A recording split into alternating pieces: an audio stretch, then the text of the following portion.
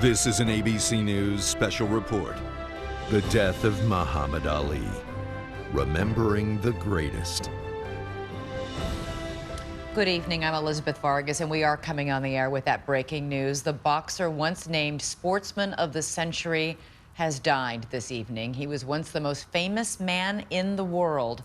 Muhammad Ali was 74 years old, born January 17th in 1942, and had been suffering from Parkinson's disease. He was taken by EMS from his home to a hospital in Phoenix this past Tuesday afternoon for treatment of a respiratory issue. The former world heavyweight boxing champ was celebrated around the world. Late today, his daughter Layla posted this photo of her dad with his granddaughter Sydney, thanking everyone for their love and their well wishes.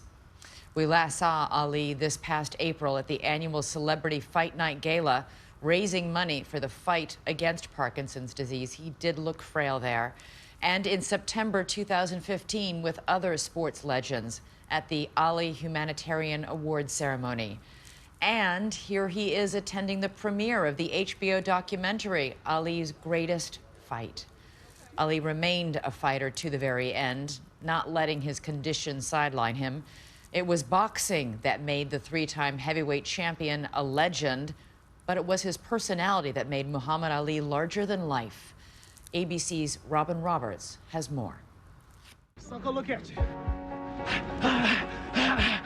You out, sucker. Muhammad Ali was a lightning rod, both in and out of the boxing ring. Known for his grace and his power and his poetry. I'm handsome, I'm fast, I'm pretty, and can't possibly be beat. He was born Cassius Clay in Louisville, Kentucky in 1942. He learned to fight as a boy after his bicycle was stolen and soon climbed the ranks of amateur boxing. By 18, he was the star of the U.S. Olympic team. Light on his feet and unlike anything the boxing world had ever seen, he took home a gold medal. But the victory was bittersweet. Returning home to a segregated South where he was still treated like a second-class citizen, Ali said he threw his gold medal into the Ohio River in disgust. 4 years later, the young boxer was up against reigning champ Sonny Liston in his first title fight. Defying 7-to-1 odds, he stole the heavyweight title in one of the biggest upsets in history. I don't have a mark on my face, and I upset Sonny Liston, and I just turned 22 years old. I must be the greatest. Ali loved the spotlight, but privately, he was going through his own transformation. At the height of the civil rights movement and under the guidance of Malcolm X, Ali joined the Nation of Islam and rejected what he called his slave name. I would like for you to call me by my name now. Muhammad Ali.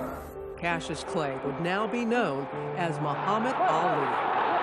He was a revolutionary in terms of race by standing up for things that a lot of people were not yet standing up for. And at the same time, he gave up a lot for his politics. And he was criticized and even vilified by many people. But the public uproar couldn't distract him in the ring. Only last week, I murdered a rock, injured a stone, hospitalized a brick. I'm so mean I make medicine sick. Soon there was a new controversy, this one landing him in court.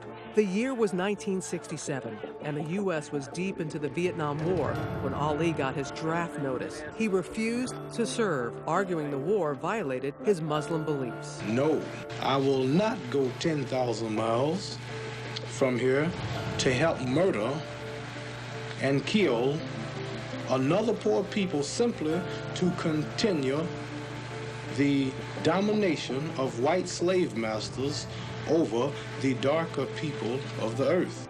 Ali was convicted of draft evasion, stripped of his title, and banned from the sport. He lost the heart of his athletic career because he refused to fight in Vietnam. Now, that doesn't make him Nelson Mandela, but it was something. And it was striking to many Americans that he not only had beliefs, but he stood up for them. Still no comment. You're registered then and not now. It took almost 3 years for Ali to win his appeal at the Supreme Court and get back into the ring. And he returned with a vengeance, taking on the seemingly invincible George Foreman. In the Rumble in the Jungle, Ali won the hearts of the African crowd and the biggest match of his career. Too late! It's over. Muhammad Ali, with an 8th-round knockout, recaptures the heavyweight championship of the world. So many people doubted him and thought that this bigger, tougher, strong man was going to beat him. And then, you know, he won the fight with his smarts. And with his razor-sharp wit outside the ring, Ali met his match in ABC sportscaster Howard Cosell. You should have enough of me by now. I haven't had enough of you by now. Apparently, I'm going to have a lot more of you. Their verbal sparring, born out of mutual respect and affection, turned them into an irresistible comedy team on the wide world of sports. I'm not sure that there's anybody left, really, for you to fight. You. That may come about someday. Thank you for coming by. Stay in shape. Ali's triumphs, like this one over Joe Frazier in the Thrilla in Manila, made for some of boxing's greatest fights and made Ali one of the most popular figures of his time. It was the golden age of heavyweight boxing, and Ali was king. But years of punishment in the ring took its toll. Can't talk no more. I'm all messed up. Ali retired for good in 1981. 3 years later, at the age of 42, he was diagnosed with Parkinson's disease. This time, he would have someone else in his corner. In 1986, he married Lonnie, whom he first met during a trip to his family home in 1963. That meeting immortalized in this photo. Little Lonnie didn't even know who he was. Together, they have faced the toughest fight of Ali's life. And when Ali grew physically weaker over the years, he could still inspire, lighting the Olympic flame in Atlanta, raising millions for charity and speaking out for peace and solidarity with all Muslims in the wake of September 11th. The United States honors Muhammad Ali. In 2005, President Bush awarded Ali the Presidential Medal of Freedom, the highest U.S. civilian honor for a man who will forever be remembered for that boast of a young fighter. I won it as a man, and I'll defend it as a man. The man to beat me haven't been born yet. I'm the world's greatest. I'm always confident I whoop all of them. I'm the greatest. I am the greatest. And in so many ways, Muhammad Ali lived up to his word. The greatest indeed. Our thanks to Robin Roberts. There is a statement out tonight by the family of Muhammad Ali, quote, "After a 32-year battle with Parkinson's disease, Muhammad Ali has passed away at the age of 74. The 3-time world heavyweight champion boxer died this evening. According to a family spokesman, the funeral will happen this Wednesday in his hometown of Louisville, Kentucky, a town that he grew up in during the segregated South. And I'm joined by Craig Mortelli, who is a longtime documentarian and friend of Muhammad Ali. What will he be remembered most as?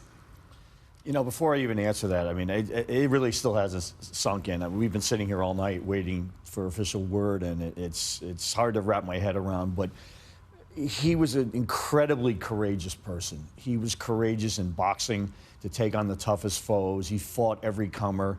He was courageous to change his religion and change his name in the turbulent 60s and be ostracized by much of white America. What he did was very foreign at that time in 1964. Unbelievable courage to stand up and say, I'm not going to the Vietnam War. I think it's an unjust war and it's against my religion. And to sacrifice 3 years of his prime athletic ability. Yes. For that stance, for that principle. To be willing to sacrifice for what he believed was right is something that I don't think athletes today can even comprehend.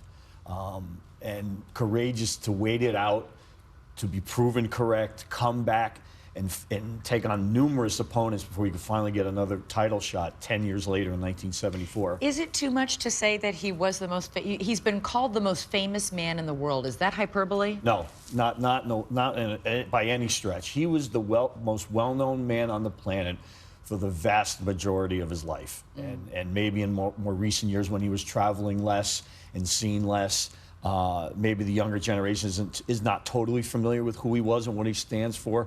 But the people of my generation, our generation, we're about the same age, the baby boomers, the civil rights generation certainly has a great deal of affinity for what he did and who he was. And to finish my thought on courage, the courage to take on that dreaded disease of Parkinson's and to be in public for most of the time that he was infirm. Until very recently, he was still very public. He wasn't ashamed to be seen. He still wanted to touch as many people as he could. And I found it incredibly encouraging and courageous. I documented that in a documentary I produced in the 90s because I wanted to set the record straight, that he still had his intellectual capabilities. He was still funny, and he still wanted to engage. And I think of courage. That's just the one word that keeps standing out. And he just was a man of peace and love. I think much of America and much of the world is attributing all three of those words to Muhammad Ali tonight. And Muhammad Ali will always be remembered not only for that courage and for that love toward others, but also at times for the playful barbs outside the ring, that lots of talking that he was infamous for. As Robin mentioned in her piece, the frequent foil for many of those quick one-liners, however, was legendary ABC sportscaster Howard Cosell, both men sharing a lot of laughs and deep respect for each other, while the rest of us got to sit back and enjoy the show. That's me. What you call it? Let's tell it like it is, right from the beginning. I done made you famous enough. Everywhere I go, you follow me to get your name in the papers and on television. You'd still be stealing bikes in Louisville if it weren't for me. Don't tell people I stole bikes. You're being extremely truculent. Whatever truculent mean, if that's good, I'm that. I hope it's not an act. I hope you mean it. If it's an act, just look at my record and see if there have the other fights been acts. Have they been acts? Not so far. Well, what makes you think I'm acting?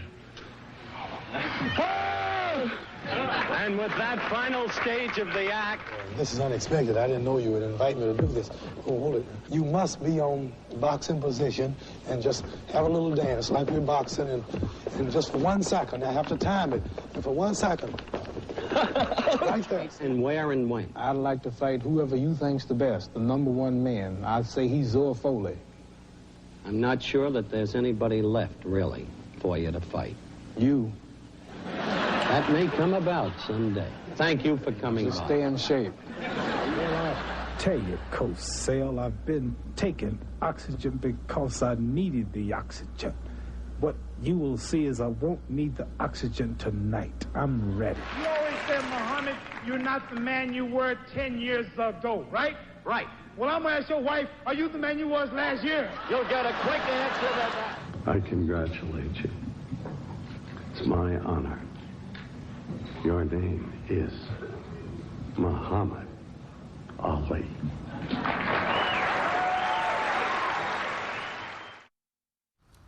Great affection between those two men, Howie Cosell and Muhammad Ali. The mayor of Louisville, Kentucky, Ali's hometown, has just announced the flags there will be lowered at half-staff in his honor. Again, the funeral will be held on Wednesday. Once again, to recap, Muhammad Ali, boxing legend, humanitarian, a man many call the greatest of all time, dead tonight at the age of 74 after suffering years from Parkinson's disease.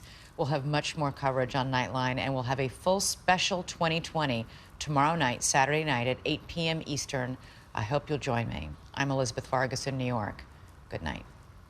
Last week, I murdered a rock, injured a stone, hospitalized a brick. I'm so mean, I make medicine sick. I'm the world's greatest. Always confident I whip all of them. Ali is getting the people to chant Ali Bomaye. I'm the greatest. Now, upset Johnny Lisbon, and I just turned 22 years old. I must be the greatest. I'm handsome, I'm fast, I'm pretty, and can't possibly be beat. This has been a special report from ABC News.